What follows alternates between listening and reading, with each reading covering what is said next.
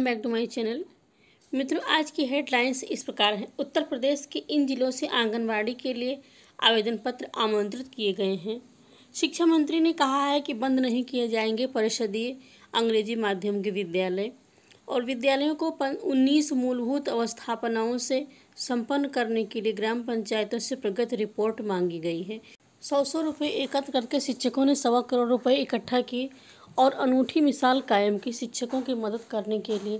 तो ये हेडलाइंस है और इसके बाद इन्हीं खबरों का विस्तार पूर्वक वीडियो में देखें। साथ ही साथ इसके लिए वीडियो को पूरा देखें और चैनल पर बने रहें।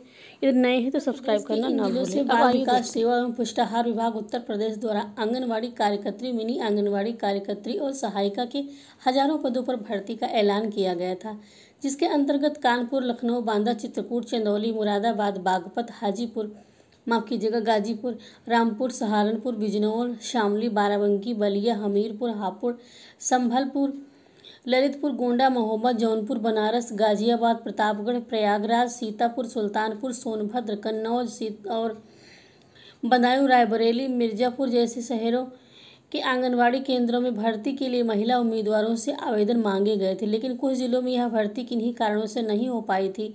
इन पदों की भर्ती प्रक्रिया की शुरुआत ही देर से हो पाई थी और इस आर्टिकल के जरिए उन जिलों के बारे में विस्तार से जानकारी प्रदान करने जा रहे हैं, जो कि इस भर्ती के लिए इच्छुक उम्मीदवारों के लिए काफ़ी महत्वपूर्ण साबित हो सकती है।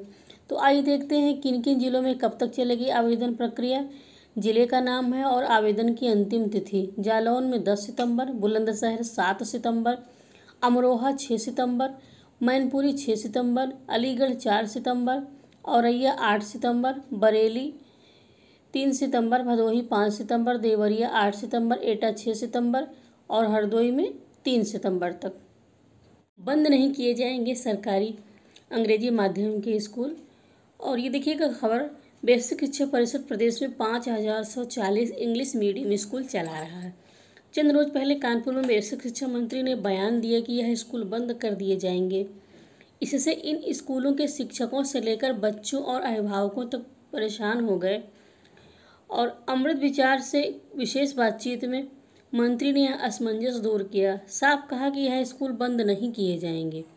बेसिक शिक्षा मंत्री डॉक्टर सतीश द्विवेदी ने स्पष्ट किया कि ब्लॉकों में बनाए गए अंग्रेजी मीडियम के विद्यालय चलते रहेंगे। अब आगे ऐसे नए विद्यालयों की संख्या नहीं बढ़ेगी। मंत्री ने कहा कि हर ब्लॉक में 5 अंग्रेजी माध्यम के विद्यालय संचालित हैं, पर बजट और संसाधन खर्च किया गया है, ऐसे में इन्हें बंद करने का सवाल ही नहीं पैदा होता। 2018 में योगी सरकार ने पहल की थी। योगी सरकार ने कॉन्वेंट स्कूलों की तर्ज पर ऐसे स्कूल चलाने की पहल 2018 से की थी और ऐसे में इसके लिए हर विकासखंड व नगर क्षेत्र में 5-5 प्राथमिक विद्यालय चुने गए थे। इनके शिक्षक और प्रधानाध्यापकों को अलग अलग स्कूलों से चुनकर लाया गया था। ऐसे में बेसिक शिक्षा मंत्री का बयान काफ़ी चौंकाने वाला है।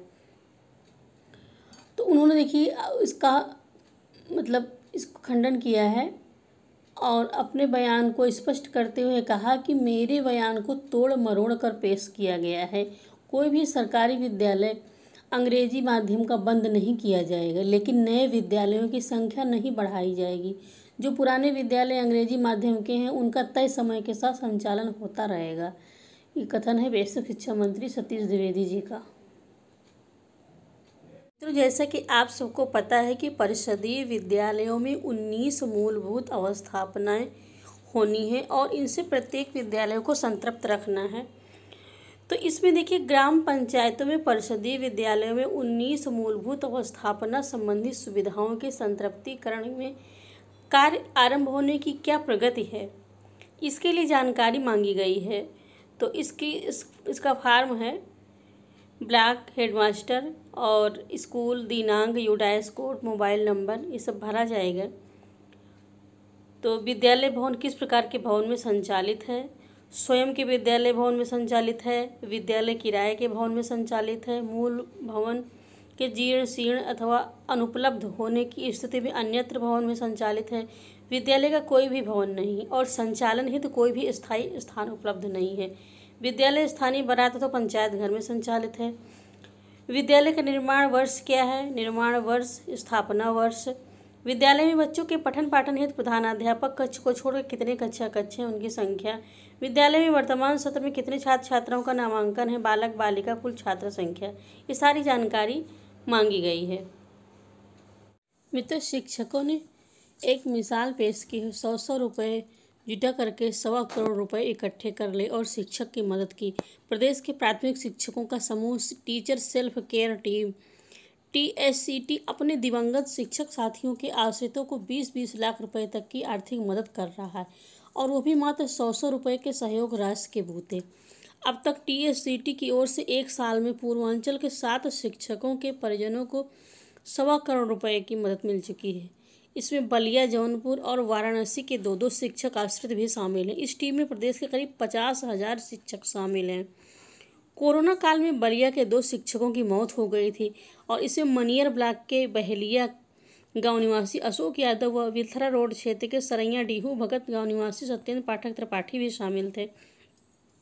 दोनों TSCT के सदस्य भी थे। उनकी मृत्यु की सूचना मिलने पर टीम के सदस्यों ने 100 रुपये की मदद कर सत्येंद्र की पत्नी प्रिया त्रिपाठी के खाते में 18,50,000 तथा अशोक की पत्नी सीमा यादव के खाते में 18 लाख रुपए भेज चुके हैं। इसके अलावा पूर्वांचल के 5 अन्य शिक्षकों की मौत होने के बाद उनके परिजनों की TSCT ने ऐसे ही मदद की। मृत शिक्षकों में अशोक की पत्नी सीमा यादव ने बताया कि TSCT की जो मदद मिली है वो काफ़ी उसे ताकत मिली है। बड़े बेटे विकास ने इसी साल इंटर पास किया और छोटे बेटा आकाश 6वीं में है। TSCT के सहयोग से यह विश्वास हो गया कि दोनों बेटों की पढ़ाई में बाधा नहीं आएगी। मृतक शिक्षक सत्येंद्र की पत्नी प्रिया त्रिपाठी का कहना कि संकट की घड़ी में टीचर सेल्फ केयर टीम के सदस्यों ने लाखों रुपए की मदद की है।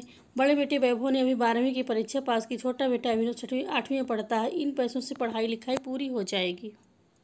मानव संपदा शिक्षकों के लिए मुसीबत बन गया है। बेसिक शिक्षा विभाग में फिलहाल मानव संपदा पोर्टल में तकनीकी गड़बड़ी के चलते शिक्षकों की ऑनलाइन अवकाश स्वीकृत नहीं हो पा रहे। खंड शिक्षा अधिकारी ने उन विद्यालयों का निरीक्षण किया तो अनुपस्थित मिलने पर वेतन कटौती कर दी। शिक्षक BSc कार्यालय के चक्कर लगाने को मजबूर हैं।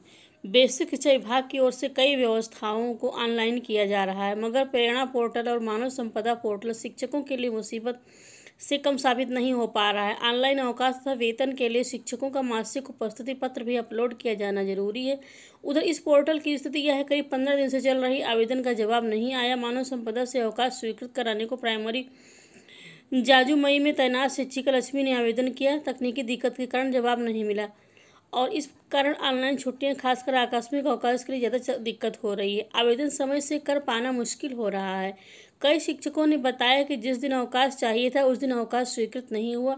ऐसे में शिक्षक स्कूल भी गए और उसके अगले दिन अवकाश स्वीकृत का मैसेज भी आ गया। यूटा जिलाध्यक्ष जया शर्मा ने BSc को इस समस्या से अवगत कराया है। उधर हर माह की 25 तारीख तक शिक्षकों की मासिक उपस्थिति भी जरूरी है।